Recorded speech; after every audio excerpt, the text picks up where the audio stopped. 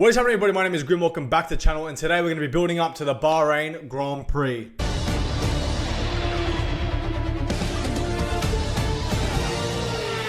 you, Daniel. Thank you, Daniel.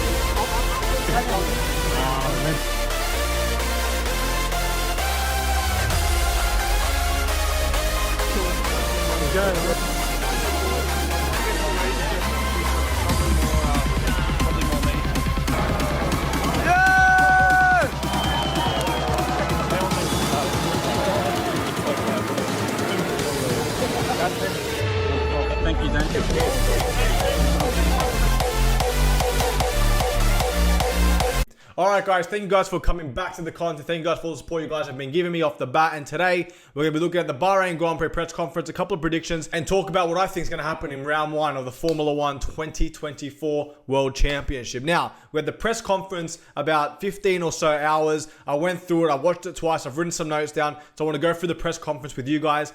So let's get that underway. Lando Norris spoke first, and he said he thinks there is a clear top two. Didn't mention names, but he was stating pretty much Ferrari and Red Bull would be the top two teams to go for the championship so far in this 2024 season, but thinks they can close the gap, and he thinks that it's close between McLaren, Aston Martin, and Mercedes going for that third best team. I have to agree with Lando Norris on this one. Honestly, for McLaren's preseason testing wasn't that great, but there's rumors that they could be sandbagging, plus Mercedes are sandbagging.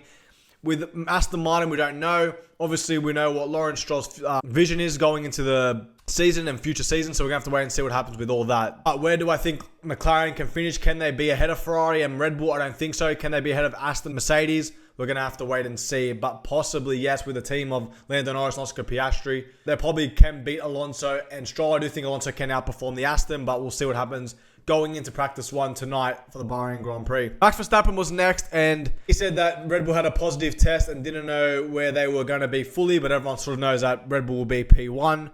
But he was keen to get out on track and see exactly where the Red Bull was. So hopefully Ferrari and hopefully other teams are sandbagging and try and close the gap to Red Bull, but everybody in the paddock and everyone is talking about Red Bull pretty much already dominating the 2024 Formula 1 season. So we're going to see what happens with that. Plus, the news of Christian Horner came out that he was all clear after the press conference, but Max was asked about Christian Horner and sort of said that the team are just focusing on themselves and trying to, do the best job they can to perform, and Max said he's trying to perform himself. So I guess everyone sort of dodged the question about Christian Horner at the time.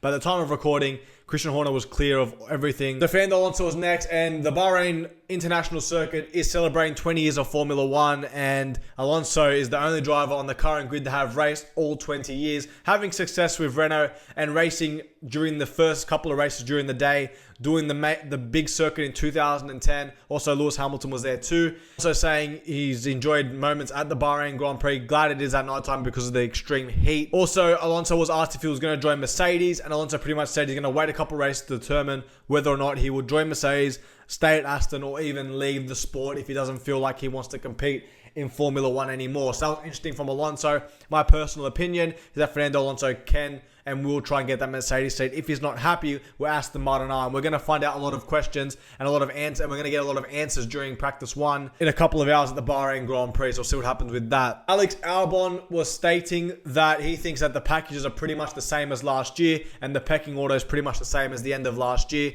which is pretty interesting for him to say that. He thinks that Williams will be either fighting in the midfield or at the back at the start of the season. He's not too sure exactly where, but he said the whole bunch, or all the cars are really close together at the moment compared to last year, except for obviously the Red Bull. He thinks that they're going to really dominate compared to everyone else. So we're going to have to wait and see where Williams and Alex Albon stack up, and to see how far the gap is between Red Bull and the rest of the field. Lewis Hamilton was next to speak, and he was saying that he's excited to start the last chapter with himself and Mercedes, and really excited to go into this season. He said that it was pretty emotional for him, being the last preseason testing, being the last Bahrain Grand Prix, and etc. going into this Formula 1 2024 season. He also seemed pretty keen about joining Ferrari for next year. He said that they haven't started off completely perfect, but he said we've had a stronger start this year than we've had in the last couple of years. I don't know. Let's see what happens. It's going to be interesting to see with all that. Plus, he was asked about George Russell actually leading the team once he leaves, and Lewis sort of gave this look where he doesn't really like to comment on other drivers and how successful they can be. I feel like he's very competitive in that sense, but then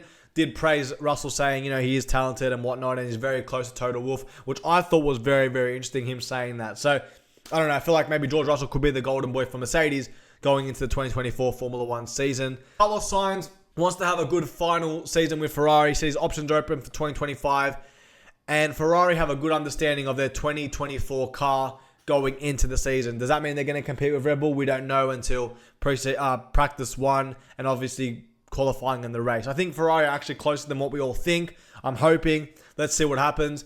A couple of bold predictions here. I think I'm just going to throw some crazy predictions. Obviously, the realistic prediction would be that Max Verstappen pole position wins the race. But if I'm going to go a crazy prediction, I think we're going to get a Ferrari pole position, but I think we're going to get a Max Verstappen race win. But I think the gap's going to be closer from Ferrari to Red Bull, and we might actually get a championship fight. I think Mercedes could be in the hunt. I think Aston will be relatively where they are, and I think McLaren have a bit more pace in them. But I feel like it's going to be pretty close between the top 5 teams going into the season. But let's have a look and see what happens. That's a little prediction. My top 3, I'm going to go Max Verstappen, Charles Leclerc, and then Carlos Sainz, with 4th being Lewis Hamilton, 5th Sergio Perez. I don't think Perez is going to honestly have the best season in 2024. I do think there will be a switch between him and Ricciardo. But this is all speculation. This is all predictions. So we're going to see what happens. All right, guys. So that was a little wrap up going into the 2024 Formula 1 Bahrain Grand Prix. Also in the news that was released, Christian Horner clear of all charges at the moment. So he will be at the first race. There'll be a lot of questions, I guess, being asked to him about what sort of happened. But we'll see if we get answers. Also, it came out that Toto Wolff said that he only gave Lewis a 2-year contract or 1 year plus a 2nd-year option contract because of the Kimi Antonelli situation. He really wants him in the car, which prompts me that he might actually give Kimi a chance to drive the Mercedes going into 2025. I personally think that he should jump into Williams first, maybe get rid of Logan if he doesn't perform, or if Alex Albon does decide to change teams, put him there in Alex Albon's spot. But let's see what happens with the whole Kimi Antonelli situation. We're going to see him in GP2, see how good he performs. Obviously, got to perform to make Formula 1. All right, guys, thank you guys for watching today's video. We'll see you guys after practice 1. Also, there'll be shorts releasing a bunch of news going into the race weekend. Let's see what happens. Let's see how the weekend stacks up. Bring on the Bahrain Grand Prix, and I'll see you guys in my next Formula 1 video. Thank you.